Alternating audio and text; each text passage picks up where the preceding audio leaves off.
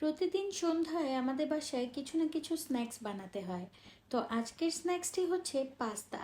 তো এই chicken egg pasta রেসিপিটা আমি আপনাদের সাথে শেয়ার করছি খুবই ছোটোভাবে। হ্যালো, আসসালামু আলাইকুম। আমি শিমু ব্লগস থেকে ফারজানা শিমু আপনাদের জন্য আরেকটি রেসিপি নিয়ে চলে এসেছি। তো দেখতেই পাচ্ছেন আমি একটা বাটিতে অল্প কিছু পরিমাণে চিংড়ি মাছ নিয়েছি, আর সেই সাথে নিয়েছি অল্প কিছু চিকেন। তো এখানে প্রথমেই দিয়েছি একটুখানি জিরার গুঁড়া, এখন দিয়ে দিলাম লবণ। আপনারা পরিমাপটা দেখে বুঝে নেবেন। দিয়েছি 1 চামচ চিলি ফ্লেক্স, আর দিয়েছি গোলমরিচের গুঁড়া। এখন দিয়ে দিচ্ছি আদা রসুনের পেস্ট। দিয়ে এখন সামান্য পরিমাণে সয়া সস দিয়ে নিব 1 চামচের মতো। দিয়ে এখন পুরো মিশ্রণটাকে খুব ভালো করে ম্যারিনেট করে নিব। খুব ভালো করে ম্যারিনেট করে এটাকে আমি 10 থেকে 15 মিনিটের জন্য রেস্টে রেখে দিব। রেখে দিয়ে দেন আমি চলে যাব পরবর্তী প্রসেসে। আজ আমি পাস্তা বানাবো এই কুলসুম ম্যাকারনিটা দিয়ে। ম্যাকারনির পাস্তাটা আসলেই অনেক ভালো লাগে, আর এটা অনেক বেশি ফেমাস। তো প্রথমেই আমি একটা কড়াইতে পানি নিয়েছি, পানিটা অলরেডি ফুটছে ভালো করে।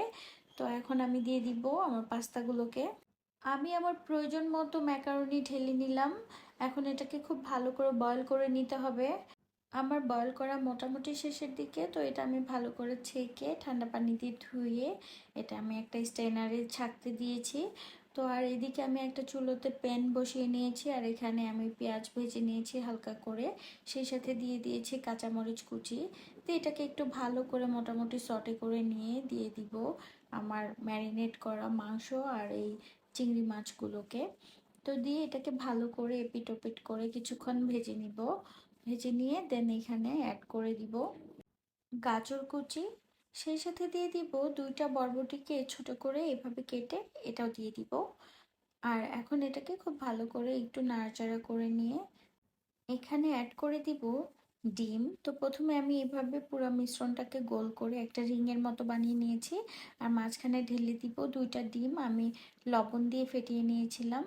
ডিমটা যতক্ষণ পর্যন্ত অন্য কোনো কিছুকে কোট করতে না পারছে ততক্ষণ পর্যন্ত এই মিডলেই সার্কেল মোশন এইভাবে ঘুরিয়ে ঘুরিয়ে এটাকে ভেঙে নিব। ভেঙে চুরে ভালো করে ভেজে নিয়ে নিব এরকম করে। তো যাই হোক, এটা আমার মোটামুটি ভাজা হয়ে গেছে। এখন দিয়ে দিব একটু টমেটো কেচাপ। টমেটো কেচাপটা দিয়ে খুব ভালো করে নাড়াচাড়া করে নিব। নিয়ে দেন দিয়ে দিব আমার সেদ্ধ করে রাখা ম্যাকারনিগুলো। তো দেখুন কত সুন্দর করে সিদ্ধ হয়েছে। তো এখন এই পুরো মিশ্রণটাকে খুব ভালো করে এপিট ওপিট করে আমি নাড়াচাড়া করে নিব।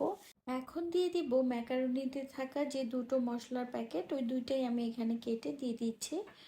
দিয়ে দেন আবারও একটু ভালো করে নেড়ে নিব। আর আমি কিন্তু লবণ দিয়েছি। যাই হোক, ওটা অফ ক্যামেরাই হয়ে গেছে। ক্রিমি পাস্তা বলুন আর চিজ পাস্তা বলুন, এই পাস্তার স্বাদ এটাই। আর এটার স্বাদ অতুলনীয়, অন্য কোনো পাস্তা এটার সাথে কম্পেয়ার করলে হবে না। এই পাস্তার টেস্টটা সম্পূর্ণই আলাদা, অনেক মজাদার। তো চলুন আমরা এটা সার্ভ করে ফেলি। এই তো রেডি হয়ে গেল আমার চিকেন এগ পাস্তা। তো এই পাস্তাটি আপনারা অবশ্যই বাসায় ট্রাই করবেন। এটা দেখতে যতটা সুন্দর, খেতে তার চেয়ে বেশি মজা। তো আপনারা এটা অবশ্যই আপনাদের বাসায় বাচ্চাদেরকে বানিয়ে খাওয়াতে পারেন। আপনারা নিজেরাও বিকেলে স্ন্যাক্স হিসাবে খেতে পারেন। তো যেভাবে আপনাদের ইচ্ছা আপনারা খেতে পারেন।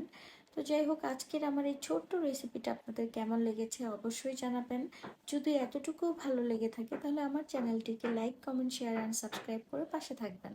আল্লাহ হাফেজ।